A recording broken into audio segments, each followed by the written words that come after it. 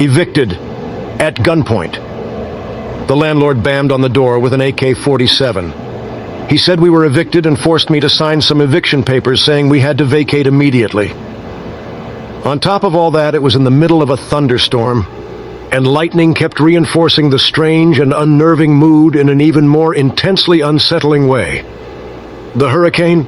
Oh yeah, I forgot to mention there was a hurricane going on, but that's not the scary part. The hurricane collided into the path of an already erupting nearby volcano. From the volcano, the lava was being carried towards our direction by way of the strong winds of the hurricane supplying the flow of motion amidst the thunderstorm.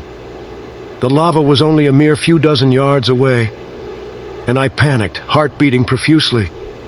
My thumping, beating heart eclipsed the sound of the thunder, speaking of which the lightning struck the landlord's severely damaged umbrella, which thereby electrocuted him and also caused the AK-47 to uncontrollably fire off ammunition crazily.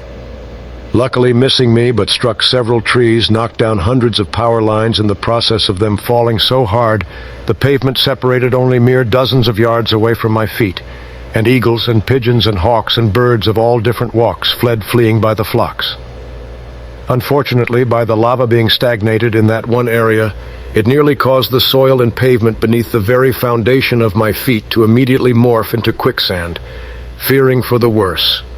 I was fully prepared for this quicksand to usher me into a stormy demise, coupled alongside an ongoing treacherous hurricane, and hopefully the lava is out of the picture if I'm lucky.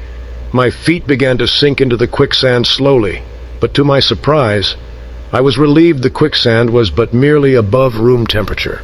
Almost certain the worst was yet to come, I practically gave up all hope and threw my hands into the air in a fit of hopeless, defeated surrender as I slipped further into the quicksand.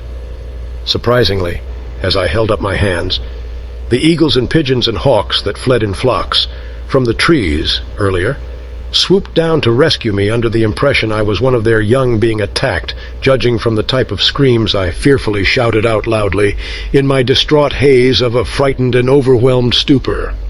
The eagles and pigeons and hawks grew tired and gradually lost grip, and suddenly I began to free fall while suspended over 100,000 feet in the air.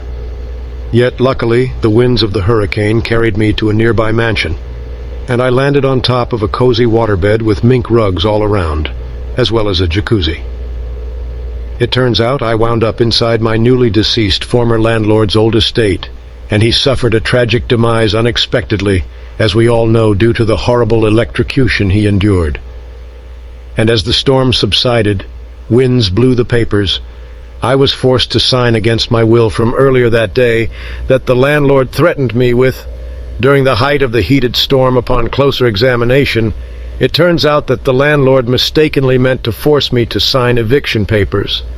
However, he accidentally ended up making me sign documents that include me into full access of his entire will as prime beneficiary of his inheritance, as well as the shocking discovery that the entire 4,000 acres of property he used to own were now within my full legal possession as a result of this very slight mishap.